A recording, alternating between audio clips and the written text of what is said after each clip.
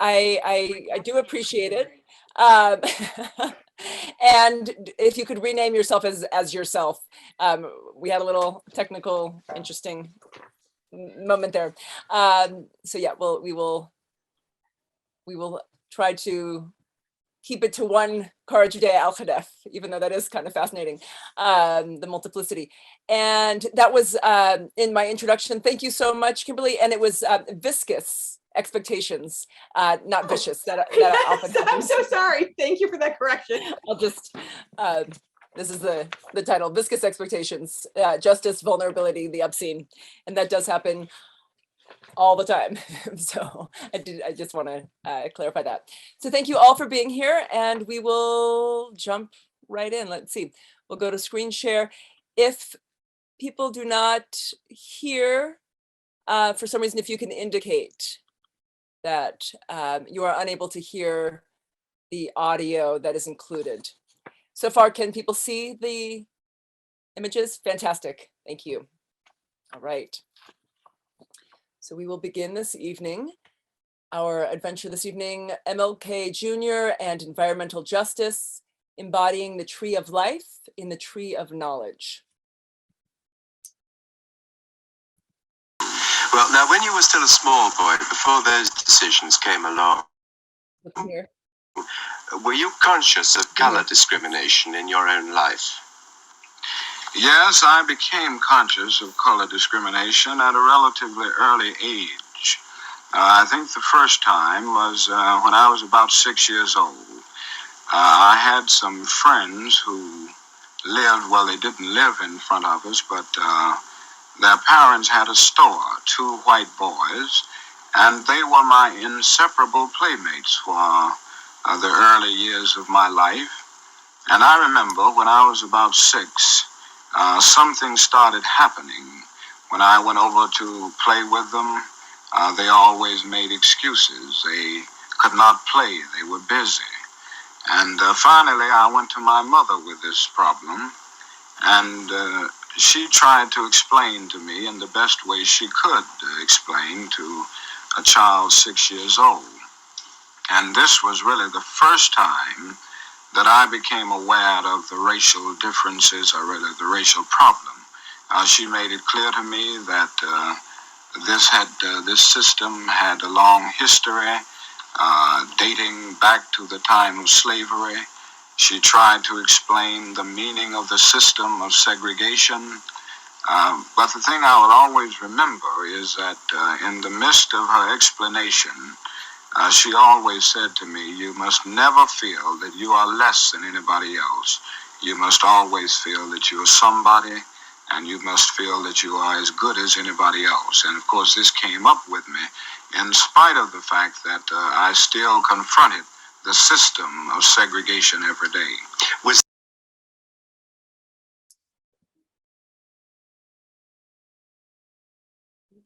Cara, you're on mute. Oh. Okay, can you hear me? Okay, fantastic. So we embark. While living in eco-village Ithaca eco-village in 2016, Zazu, who you see here, my then 6-year-old son, and I shared the beautiful opportunity of meeting Dorothy Cotton. And this is a photograph of the 2 of them. And let's see, I'm just looking at the question, okay. In the early 1960s, Cotton had taught nonviolence, direct action, and citizen education hand in hand with Dr. Martin Luther King Jr. In her introduction to MLK's exquisitely poetic and still ragingly relevant Why We Can't Wait, Cotton writes, Martin's decision to go to jail was a crucial turning point for the civil rights struggle.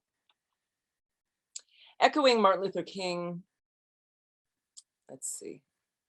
I think, Kimberly, if you take me off of co-host, because it's I'm not able to progress the images and admit people at the same time, if possible. Let's see, because the images are now not progressing. It won't affect that at all. I'm sorry. Yeah, it's not. I'm admitting people. That's me, not you. But okay, I can withdraw the co-host permission. Let me see. I'm not sure why it's not. Hmm. You want to go back out and back into the presentation? Yeah.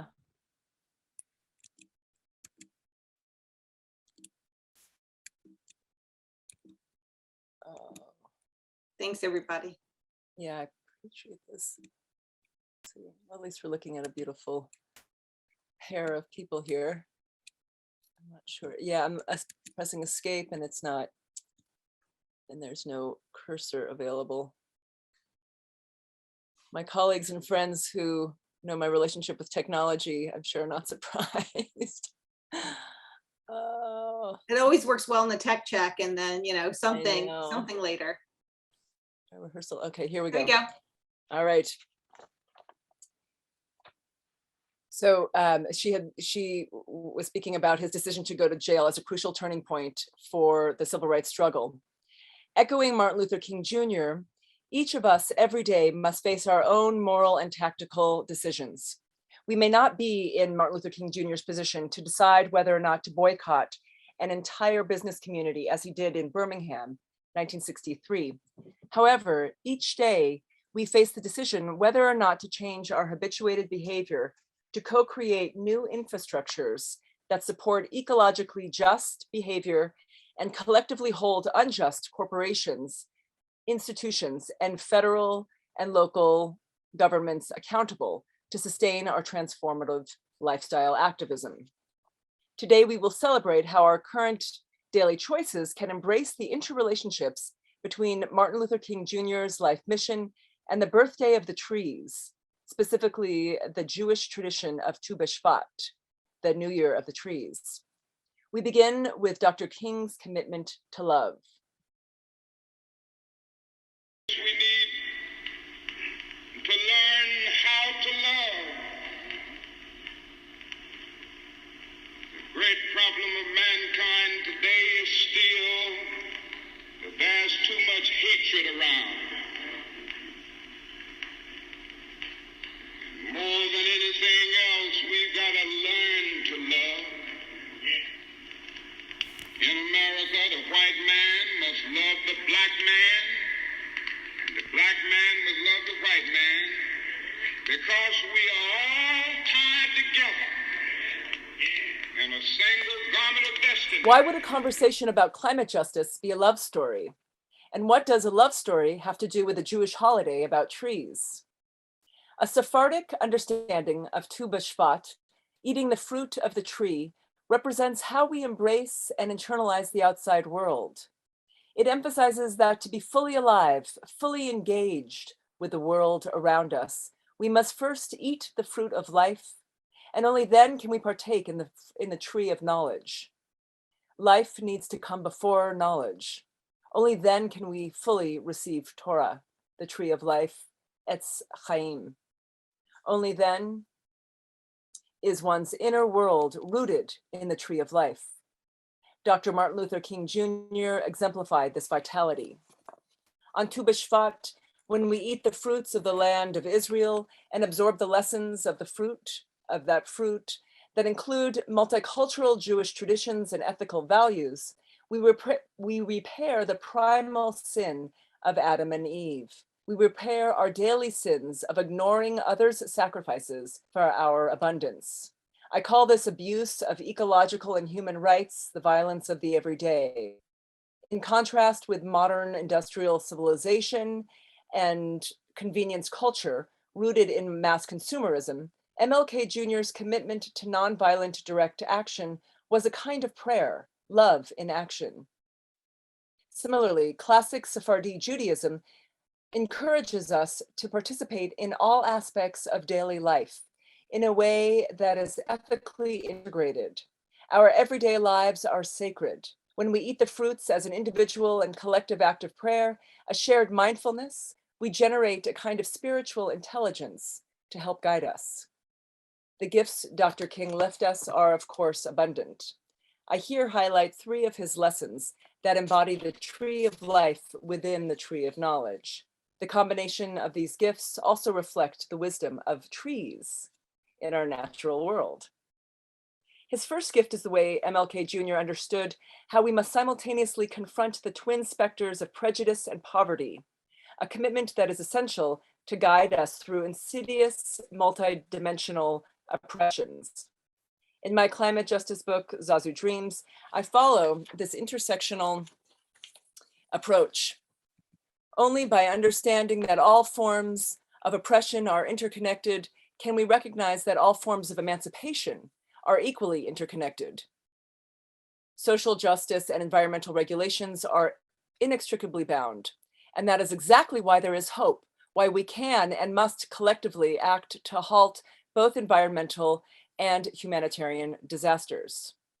And the proverbs that you will hear starting now are in Ladino, the language of my family, of the Sephardim. Cuando una puerta cierra, Did people cien hear that? Can you give me a abren. thumbs up? Fantastic. The translation into English is, when one door closes, 100 open. His second gift is the way MLK Jr. broke down institutional processes of tokenism applied to maintaining structural racism. The same analysis can be insightful as we decipher how corporate attempts to distract us from real ecological crises replace our potential for action with hyper-consumerism. And finally, rooted in nonviolent direct action and collective prayer, Dr. King embodied methods of community rebuilding after we systematically dismantle abusive infrastructures. The same methods can be applied to how we learn from trees. Let's unpack Dr. King's first gift, intersectional oppressions and intersectional emancipations. The history of the United States of America is founded on institutional violence against marginalized peoples over centuries and humanitarian abuse and ecological destruction by the same power corruption. MLK Jr. declared, quote, "For 200 years without wages, Black people brought to this land in slave ships and in chains had drained the swamps, built the homes, made the cotton king, and helped on whip-lashed backs to lift this nation from colonial obscurity to commanding influences in domestic commerce and world trade. Whenever there was hard work, dirty work, dangerous work, in the mines, on the docks, in the blistering foundries, Negroes had done more than their share," end quote. The Industrial Revolution was disastrous, clearly not only for our planetary body, but for the Black body. Dr. King continues, quote, "The Negro's economic problem was compounded by the emergence and growth of automation. Since discrimination and lack of education confined him to unskilled and semi-skilled labor, the Negro was and remains the first to suffer in these days of great technological development," end quote. Mega corporations, ranging from manufacturing like US Steel back in the 60s, to the meat packing houses, profited from racial injustices. Slaughterhouses were the origin of today's concentrated animal feeding operations, known as CAFOs. We now know that these mining and agribusiness industries also profited, and obviously continue to do so, from ecological injustices. Whether he was standing up to racial bigotry or economic devastation, MLK fought one in the context of the other. The struggles were never separate. He stated, quote, "The Negro knows that these two evils have a malignant kinship," end quote. MLK's understanding of this malignant kinship between multiple systemic oppressions invites us to confront intertwined oppressions. Patterns of violence are multi-causal, they are complex, multidimensional problems that will not be solved with tokenism or oversimplified quick fixes. We know that in more complex, diverse societies, you see less ethnic violence, less violence against nature, less violence overall. Yet, we are not only taught that we are separate from each other, we are separate from nature, and that social issues are separate from one another. We are taught that the only way to address social issues is by responding to each individually rather than as a complex whole. The historic and contemporary horrors of systemic racism and classism exactly parallel the institutional injustices that feed climate crisis. It is not climate crisis that is the actual obstacle to survival. It is our unwillingness to examine and overcome the obstacle, not the obstacle itself, that will destroy us, potentially destroy us. In his extensive letter from Birmingham jail in April 1963, Martin Luther King Jr. wrote a detailed reply to the criticisms about his boycott to his choice to boycott the white business community of Birmingham, then the most segregated city in all America. Acknowledging the extraordinary horrors of daily physical and emotional violence against Black and Brown people, he wrote, quote, these were terrible deeds, but they are strangely less terrible than the response of the dominant white community, end quote. These realizations are our second gift. MLK asserted, quote, I have almost reached the regrettable conclusion that the Negro's great stumbling block in his stride toward freedom is not the white citizen's counselor or the Ku Klux Klanner, but the white moderate, who is more devoted to order than to justice, order in quotes. Shallow understanding from people of goodwill, he continues, is more frustrating than absolute misunderstanding from people of ill will. Lukewarm acceptance is much more bewildering than outright rejection, end quote. In counter demonstrations throughout Birmingham, white moderates rallied, holding up banners reading "Order before justice." This social norm that requires, quote unquote, order, reflects the social norm that requires the familiar, an ethnocentrist, desperate fear of the unfamiliar. They do not, I'm referring here to, I will refer to trees in this context. This conformist desire for status quo normalcy overrides both humanitarian justice and ecological justice. As it perpetuated various forms of genocide during the course of our country's history, it now perpetuates ecocide. This fear of difference implied in fear of change demonstrates Einstein's admonishment, quote, the world is not dangerous because of those who do no harm, but because of those who look at it without doing anything, end quote. And we know that doing something means we must live the personal as political. There is no I gave at the office when it comes to racial and ecological justice. My personal experiences remind me of another message from Dr. King. He says, we can, of course, try to temporize, negotiate small, inadequate changes, and prolong the timetable of freedom in the hope that the narcotics of delay, I have to repeat that phrase, the narcotics of delay will dull the pain of progress, end quote. This desire for a numbing of emotional and political consciousness runs rampant in not only the American mainstream, but throughout our alternative communities and subcultures. While I was attempting to raise my biracial Black Sephardic son, who you saw at the beginning with Dorothy Cotton, at Earth Haven Eco Village, I repeatedly encountered what MLK called, quote, the poverty of consciousness of the white majority, end quote.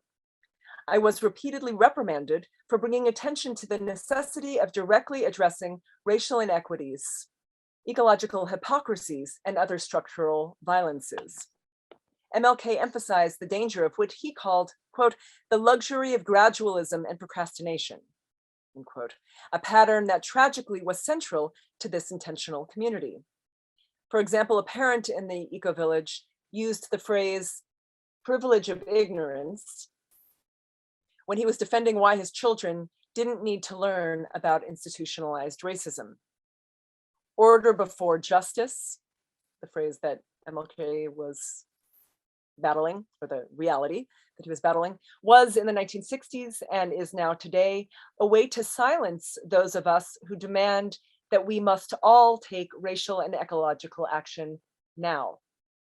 The censorship implied in order before justice is wielded to prove one's social credibility, one's capacity to properly assimilate.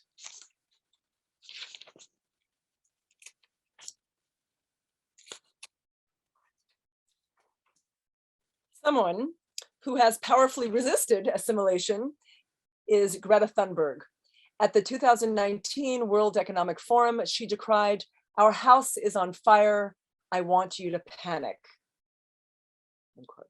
With a similar passion, Dr. King poetically railed against the message that racial justice takes time, that we must wait for the right moment, the right set of circumstances, and only then take calculated, appropriate, unquote, action. Racial inequities have been dire for so many centuries. The acceptance of tokenism and band-aids on one hand, and the impotency inducing argument for incremental change on the other, is even more extraordinarily dangerous now in the context of climate chaos. He repeatedly warned that although any movement towards freedom may feel adequate, the opposite is true. We must fully commit to the now. I define commitment as embracing the unknown, embodying the unfamiliar. Here we have Nelson and Winnie Mandela. Life is not about predictable steps or maps, just as biting into the fruit from the tree of life means immersing oneself in the creative and ethical unknown. And a Ladino proverb.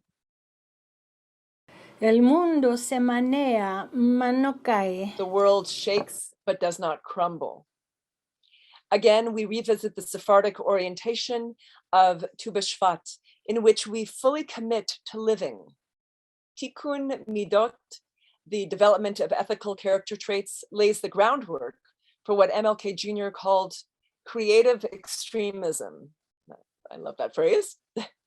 The ethical character development is only extreme in the context of a normalcy that dumbs us down and numbs us out. The normalcy of US ethnocentric consumer culture, both then in the 1960s and now in 2022. And by the way, MLK's original title for his I Have a Dream speech was Normalcy No More. So I think that is remarkably potent today. Some examples of creative extremists are the great Dakota activist Waziat Talwin, who says, she says, "The battles we're fighting are overwhelming, but we know things won't get better if we do nothing. Our only hope is enough people intervening and taking action, people willing to risk something now so that we don't lose everything later. Hopelessness means an embracing of victimage and complete powerlessness. Here, the salmon have much to teach. Either they make it up river to spawn or they die trying." We must teach our children, and that's the end of her quote, and we must teach our children this courage and honor by example. Similarly, Fred Shuttleworth, who co-organized the Birmingham boycott with MLK Jr., stated, "You have to be prepared to die before you can live." And John Bunyan, "I will stay in jail to the end of my days before I make a butchery of my conscience." And all of these, of course, reflect the Gandhian principle, fill up the jails. And a quote from MLK Jr., "Perhaps the South, the nation, and the world are in dire need of creative extremists." End quote. I suggest the Sephardic understanding of Tu B'Shvat elicits creative extremism in which we can fully receive Torah. This includes not only prayer, but nonviolent direct action. "We shall overcome." The battle hymn of the civil rights movement highlighted our possibility of taking collective action, not being overwhelmed by the fact that action needed to be taken. And this is another quote from Dr. King. "The full dimension of victory can be found only by comprehending the change within the minds of millions of Negroes." End quote. Only then will society change. And here we have, we shall overcome.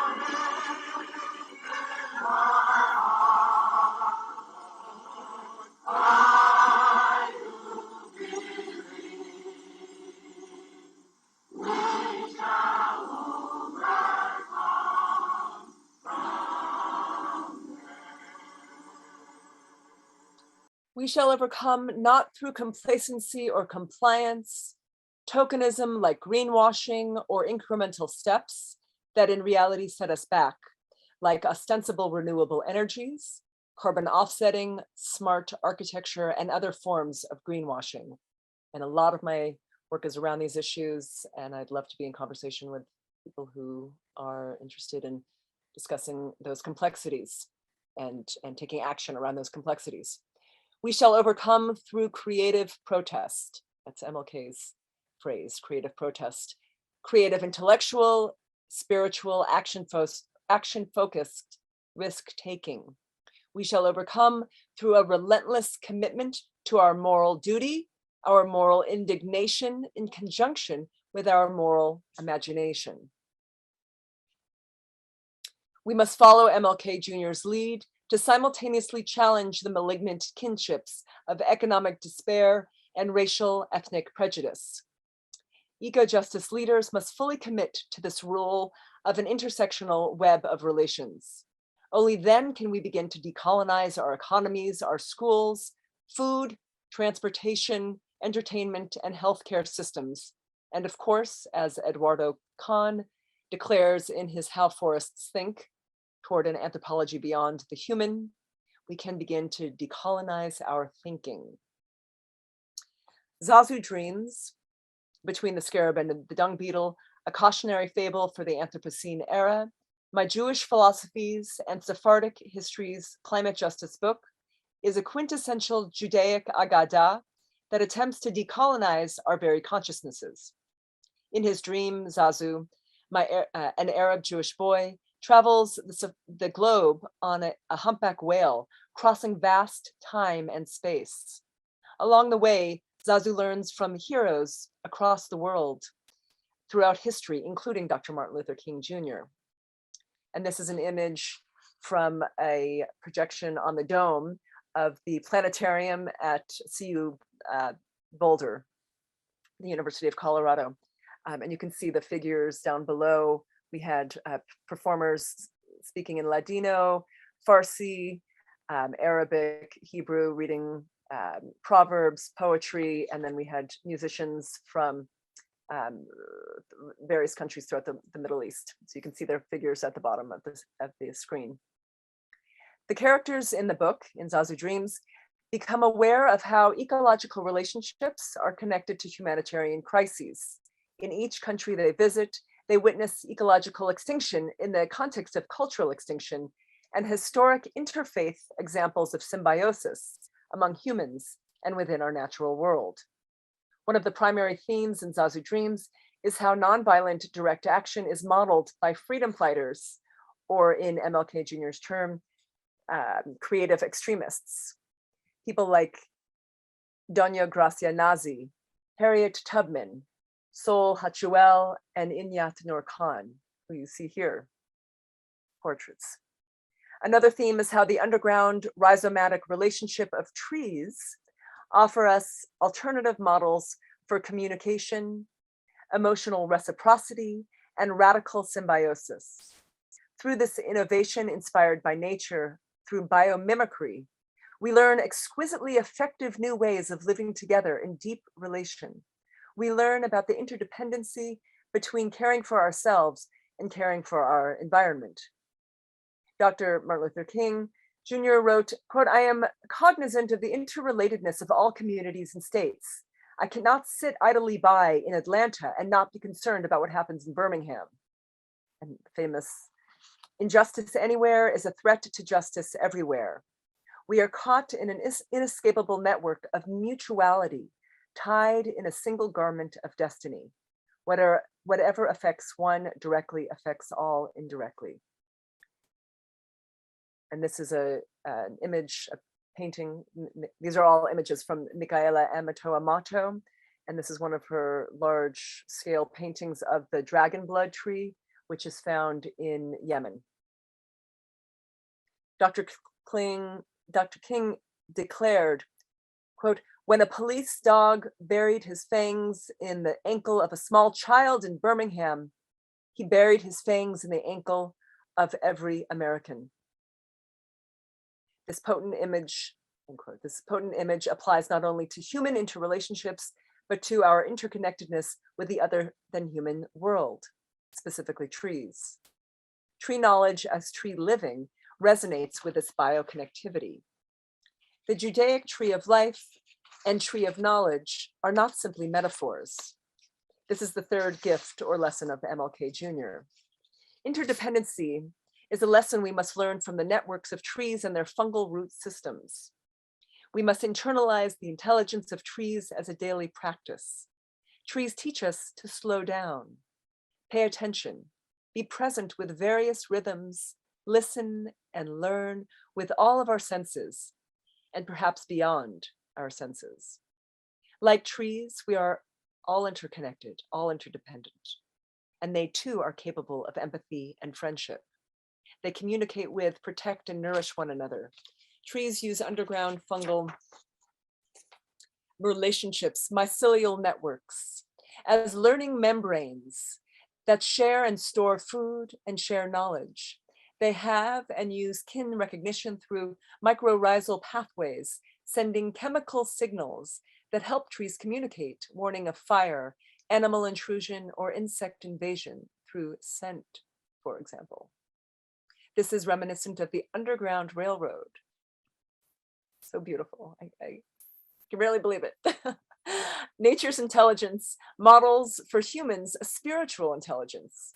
It is up to us to learn the wisdom of biomimicry, the abundant lessons of the sentient trees. We can more thoroughly access these lessons through prayer. Prayer as collective action can fortify our, this is MLK's phrase, deliberate civil disobedience. He tells us that this nonviolent direct action is, quote, the refusal to cooperate with injustice. And this was an ancient and honorable tradition, unquote. Here's an image of Rabbi Abraham Joshua Heschel and King. This kind of prayer was modeled by these two creative extremists. Prayer is action-based, not passive, like love and action. I'll give you a moment to read the image. And then here we have John Lewis. MLK describes nonviolence as a path to transform systems designed to abuse people. Dorothy Cotton writes about him. He explains how all African Americans involved in our own liberation struggle came to embody the dignity of moral conviction that heals the oppressed as well as the oppressor. Rather than simply expressing hurt, anger, and victimhood, oppressed peoples can experience the healing necessary for bringing about the beloved community. And this was in her introduction to Why We Can't Wait. This beloved community is reminiscent of trees, forest, and ecosystem. We have mycelium, various communities that exist both above ground and below. A Ladino proverb. Una mano lava la otra y las dos lavan la cara. One hand washes the other, and together they wash the face.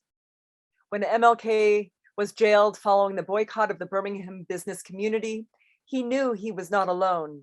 Like a seemingly solitary tree standing alone in the middle of a barren landscape, his roots reached for miles in all directions, intermingling with other roots whom he might never meet, but whose lives he would change forever. The tree doesn't act in isolation, but in beloved community. Making a critical distinction between conformity and interdependency, MLK described a similar kind of extraordinary diversity in nonviolent approaches to the boycott.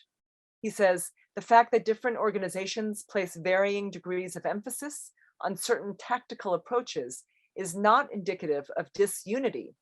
Unity has never meant uniformity. And the Occupy movement, which we cannot forget, was a brilliant example of this unity and diversity. And here's an image of Zazu and his father. Zazu was 7 months old at the Occupy Oakland protest marches. And then as a 7-year-old, 7 years later, at an interfaith climate justice rally in Boulder, Colorado. So the first is in Oakland, next is in Boulder. And then here he is with me just after kneeling for George Floyd last week. Dr. King's understanding of unity is central to how we must now embrace the interrelationships between cultural diversity and biological diversity. Intellectually, structurally, and spiritually, we must integrate with our natural environment rather than compete with it or use it to fulfill our capitalist consumer addictions. MLK Jr.'s life practice reflects the wisdom connecting the tree of life with the tree of knowledge. On Tu B'Shvat, we celebrate this wisdom. Dr. King proclaimed, "A social movement that only moves people is merely a revolt. A movement that changes both people and institutions is a revolution." And here, Zazu Beck as a 3-year-old at the Champions of Humanity, massive bronze sculpture in Oakland, California. This is where many of the Occupy Oakland actions took place. And it is of 25 human rights activists, environmental justice activists, humanitarians, artists, historical figures who still we clearly must remember when we're speaking about cultural diversity, biodiversity, and any change that needs to happen at this point in 2022. All of these people are extraordinarily relevant. And we end with a Ladino proverb and then Martin Luther King. Quien mete cara, toma marido. Those who take risks accomplish the most. That's the translation. Let us risk together and dream now. America is essentially a dream. Okay. Thank you all so much. And here are some of the endorsers from Zazu Dreams. And let's jump in. If I can find my cursor, we'll go to stop share.